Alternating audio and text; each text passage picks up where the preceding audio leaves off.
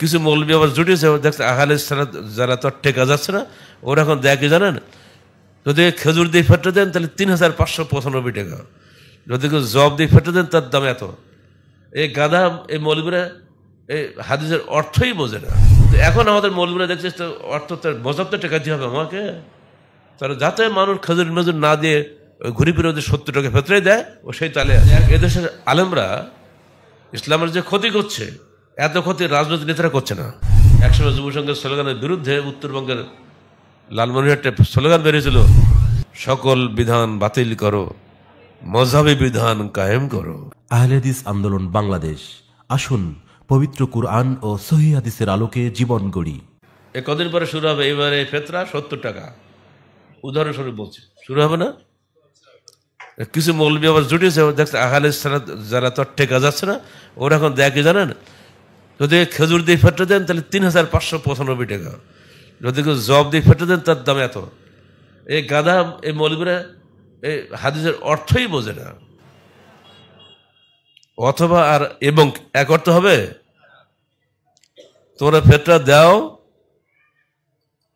Job দিয়ে, খেজুর দিয়ে, আছে না এগুলো, শাইরিন ও তামারিন আছে তো, আও তো আমিন, অথবা খাদ্য বস্তু দিয়ে। এখানে একজন লোককে খেজুর দিয়েও দেবে, জব দিয়েও দেবে, কিছুই না, খাদ্য। তাদের দেশে এগুলো খাদ্য বস্তু ছিল, তারা এটা দিয়েছে। সারা পৃথিবীর লোকের খাদ্য কি খেজুর নাকি? খেজুর কি পাগল ছাড়া কেউ খেজুর খায়? একটা দূরে খাওয়া যায়, আর কে খাওয়া যাবে? কিন্তু এখন আমাদের মৌলবিরা দেখছে অর্থ মজাব তো টেকা দিতে হবে আমাকে, তারা যাতে মানুষ খেজুর মেজুর না দিয়ে ঘুরি ফিরে ওদের ৭০ টাকা ফেতরাই দেয়, ও সেই তালে আছে। ফলে এদেশের আলেমরা ইসলামের যে ক্ষতি করছে, এত ক্ষতি রাজনৈতিক নেতারা করছে না। কারণ তাদের সবার আগে মযহাব যেখানে তারা সেখানে। একসময় যুব সংঘের স্লোগানের বিরুদ্ধে উত্তরবঙ্গের লালমনিরহাটে স্লোগান বেরিয়েছিল, সকল বিধান বাতিল করো, মযহাবী বিধান কায়েম করো। জানো, ভুলে গেলে হবে না এগুলো সব। পত্রিকার সামনে নিজে পত্রিকা পড়ছি, আমার ওহীর বিধান বলছে না, ওহীর বাদ দিয়ে মযহাবী বিধান কায়েম করো, যাতে গালের সাহেব স্লোগান বাংলাদেশে হারিয়ে যায়। জি না, মযহাবী বিধান মানুষের তৈরি, আর ওহীর বিধান আল্লাহর প্রেরিত। ওহীতে কোনো ভেজাল নাই,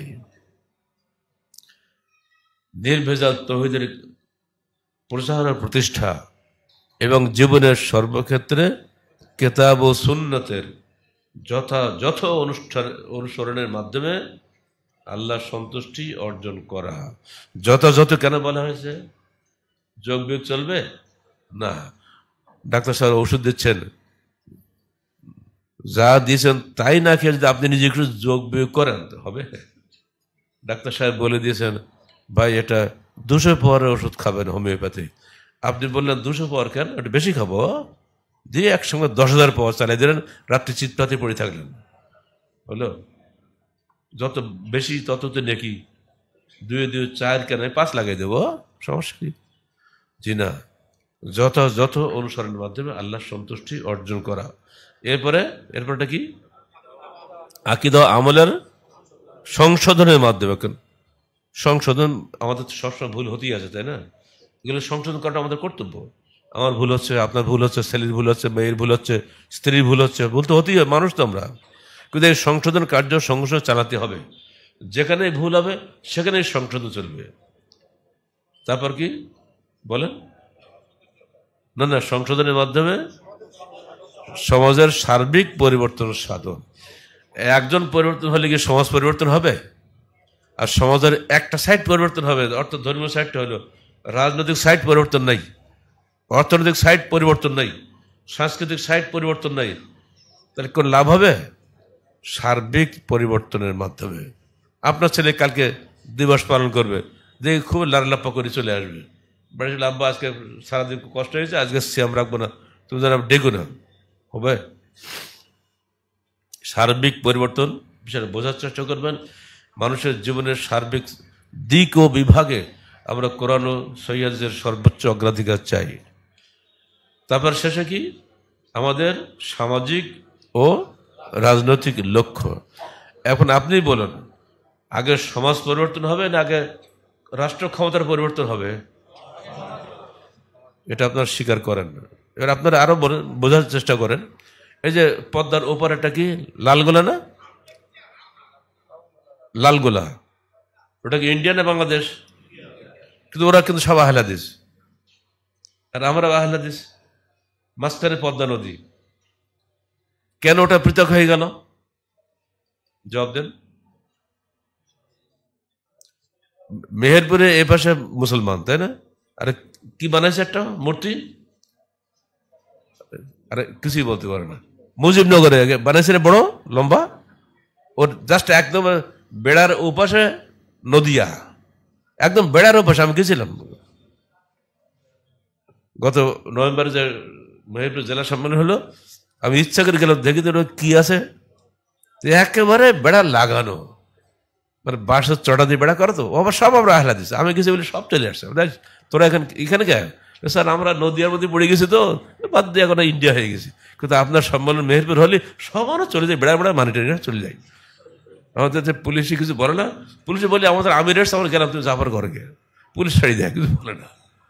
আল্লাহর কি ইচ্ছা, ওখানে আমি গিয়ে দেখে যুব সংঘের কর্মীদের পেয়ে গেছি, স্যালুট দিচ্ছে। রে বেটা তুমি স্যালুট দিলে কেন? সোজা চলে গেছি ওর কাছে। তোর বাড়ি কোথায়? স্যার বাড়ি জয়পুরহাট। কোন গ্রাম? কোমর গ্রাম। বেটা তুমি তো আহলে যে বাচ্চা। হ্যাঁ স্যার আমি আহলে হাদিস। তো আমার স্যালুট দিলে কেন সালাম দিতে পারলে না? স্যার কি করবো, এটাই আমাদের শিখাইছে, স্যালুট না দিলে সম্মান করা হয় না। আল্লাহর সম্মান সালাম, তাহলে তুমি 10টা নেকি পাবা, আর স্যালুট দিলে কিছুই পাবা না। স্যার আর করবো না। সঙ্গে সঙ্গে সংশোধন হয়ে গেল। কিন্তু আমার সঙ্গে 3-4 মাইক্রো ছিল, সরকারি লোকেরাও ছিল। তার আপনি এরম ভাবে সংশোধন করেন? হ্যাঁ আমি এরকম লোক, যেখানে সংস্কার কুসংস্কার সেখানে সংস্কার হবে। পরে বলতে গেলে কিচ্ছু হবে না, ডাইরেক্ট অ্যাকশন হবে। নরম ভাষা বুঝে গেছে যেটা আমার অন্যায়, বুঝে গেছে না? এটাই এই পার্থক্যের মূল। ইসলাম, ওদেশের অধিকাংশ লোক অমুসলিম, এই জন্য ওটা ইন্ডিয়ার মধ্যে পড়ে গেছে। আর মেহেরপুরের থেকে শুরু করে এদিকে অধিকাংশ লোক মুসলিম, সেজন্য এটা মুসলিম বাংলা হিসেবে পুরো পাকিস্তানের মধ্যে অংশগ্রহণ করেছে। আদর্শিক কারণে দেশ স্বাধীন হয়েছে, ভাষার কারণে হয় নাই। যদি ভাষার কারণে হইতো, তা পশ্চিম বাংলায়ও লোক বাংলায় কথা বলে, আমাদের পূর্ববঙ্গের লোকেরা আমরা বাংলায় কথা বলি। তাহলে যারা বলে ভাষাভিত্তিক জাতীয়তা, এটা পুরোটা ধোঁকা দিয়েছে আমাদের সামনে। তারা ভাষা দিয়ে কোশ্চেন জাতীয়তাবাদ হয় না। জাতীয়তাবাদ মূল উৎস হচ্ছে ধর্ম। এই ধর্মীয় চেতনা যদি আপনাদের মধ্যে না থাকে, তাহলে এই দেশের স্বাধীনতার চেতনাই থাকবে না। এখন বারবার আমাদের শেখানোর চেষ্টা করা হচ্ছে স্বাধীনতার চেতনা হলো কি ধর্ম নিরপেক্ষতাবাদ বলা হচ্ছে না। আর এটা ধর্ম নেই তো দেশই নেই, তো দেশই থাকবে না।